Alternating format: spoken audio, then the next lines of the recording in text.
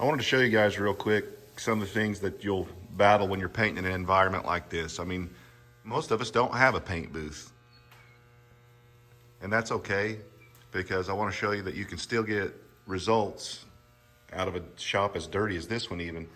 After battling some orange peel issues over the summer months when it was so hot, it got up to like 96 degrees in my shop, and I was really battling with the texture in my paint. I think I finally got it dialed back in.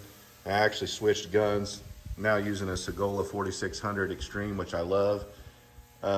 It lays down a super nice finish, but I want to show you, here's a bug, and if we look in some of the other areas, you're going to see little dirt nibs, and they come from, who knows, they come off the plastic when you spray, they come out of the air, they come wherever. Here we've got, I don't know if you can see it, there's just a bit of a sag here. There you can see it. That'll all come out.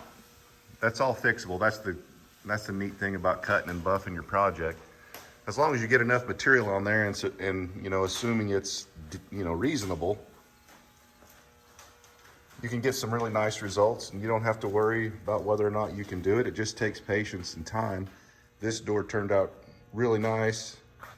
This is the third door. But even in it, and especially on these panels that are laying horizontal, they just have so much more surface area for stuff to land on. And here you can see a piece of lint, if I can get it to focus.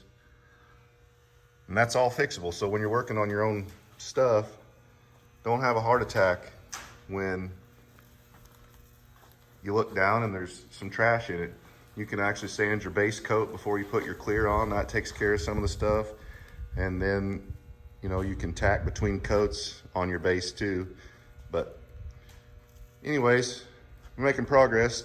Today we're gonna hopefully finish up the truck as far as the paint goes. We gotta paint the back section here, and then we'll take this plastic off. Got the rockers and the rear of the cab, and that's all I lack as far as having the truck completely painted. Of course, then we've got the cutting and buffing process.